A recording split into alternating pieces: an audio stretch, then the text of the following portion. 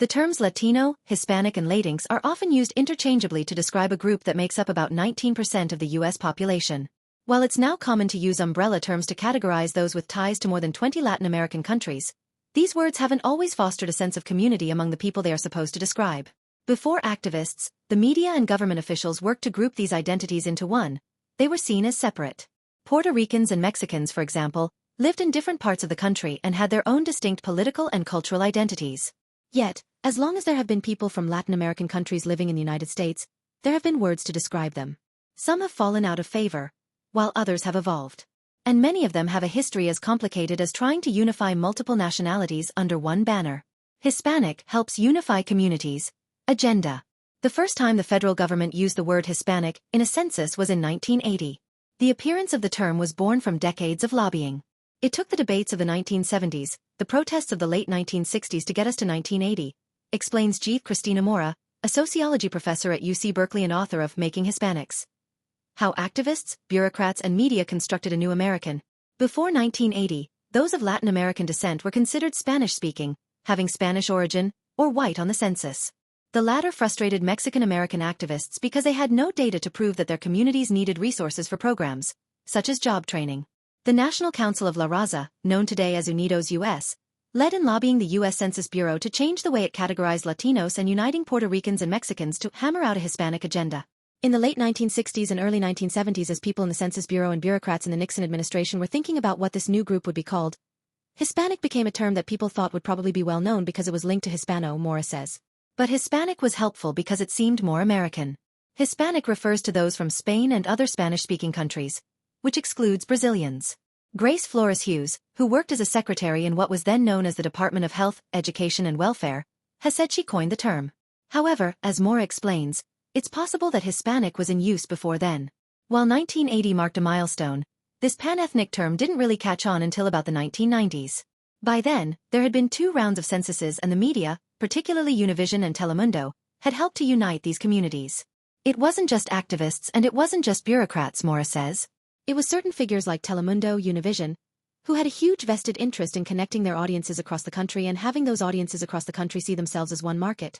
Latino as alternative to Hispanic. While Hispanic may have utility, the term has been criticized for highlighting Spain, which colonized much of Latin America. Some have offered Latino as an alternative. This term refers to those from Latin America, meaning it includes Brazil but not Spain. The word existed long before the 1960s. But Ramon Abe Gutierrez, a Preston and Sterling Morton Distinguished Service Professor of United States History at the University of Chicago, explains that it was previously a Spanish-language word that came from Latino America, which Colombian writer José María Torres Caicedo helped popularize. Latino is short for Latino Americano, he says. And it's the result of what happens between 1808 and 1821 as the Latin American countries become independent. In the second half of the 19th century, the abbreviated words Hispano and Latino were in use in California among Spanish speakers, but eventually, other terms replaced them. By 1920, they had virtually disappeared, Gutierrez writes. The term Latino gradually re-emerged in English, appearing in books and even in a 1970 White House diary entry by Claudia Ladybird Johnson. In another early example, a March 17, 1973, issue of the Black Panther Party's newspaper described a program drawn up by an action group composed of blacks, Latinos and whites.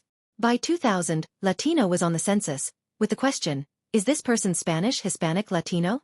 Though Latino de-emphasized the connection to Spain, some still rejected the term as it attempted to group several distinct cultures into one. For example, a popular bumper sticker declaring, "Don't call me Hispanic, I'm Cuban," circulated in Miami during the early 1990s, according to Mora. In many cases, those who didn't want to identify as Hispanic or Latino chose nationality. According to a Pew Research Center 2013 study, only 1 in 5 respondents described themselves as Hispanic or Latino. Meanwhile, 54% used their family's Hispanic origin term, such as Mexican, Cuban, Salvadoran, to identify themselves, and 23% used American most commonly. Some Mexican Americans embraced Chicano. For some Mexicans who shunned Latino and Hispanic, this meant turning to the word Chicano. There are a few theories about the origins of Chicano, including that it comes from Mexicano, pronounced Mexicano, a word that some groups of Nahuas, indigenous speakers of Nahuatl, began calling their language, writes David Bowles, an author and professor at the University of Texas Rio Grande Valley. Another possibility is that Chicano is a result of hypocorism. It's basically using baby talk, Bowles says. If you think about nicknames, Spanish nicknames, if you're Ignacio, you're called Nacho. Graciela, you're called Chela. It's possible that that could be some type of hypocorism behind the change from Mexicano to Chicano. A playful kind of thing. One of the first mentions of Chicano in print is in the Spanish-language newspaper La Crónica in 1911, where it was used as a slur against less cultured Mexican Americans and recent immigrants. But by the 1960s, the word had changed. While not every Mexican or Mexican American would use the term, it gained traction, including among Mexican Americans who were fighting for civil rights. Because the word was in regular use at that time, Bowles says, it was kind of this way of reclaiming the slur and using it for a political Latinx identity. Latinx emerges as gender-neutral term. Spanish is a gendered language. If there is a group made up of women, they can be described as ellas. If there is a group with men and women, it defaults to the masculine, ellos instead of ellas. The word Latino follows this convention, labeling nouns as either masculine or feminine. For those who fall outside the gender binary, this word fails to represent them, which is where the gender-neutral Latinx comes into play.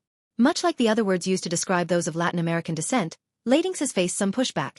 From arguments that it's difficult to pronounce to the Real Academia Española, the institution tasked with maintaining the consistency of the Spanish language, saying it's unnecessary. Some even argued non-Latino whites imposed the word on Latinos. Bowles argues against this notion. White people did not make up Latinx, he says. It was queer Latinx people. They are the ones who used the word. Our little subgroup of the community created that. It was created by English-speaking U.S. Latinx people for use in English conversation. Though it's unclear when or how it began, it's mostly tied to the early 2000s, with it reportedly appearing on Google Trends in 2004. There are a few possibilities about how the word came to be. One theory is that Latin American protests inspired the word.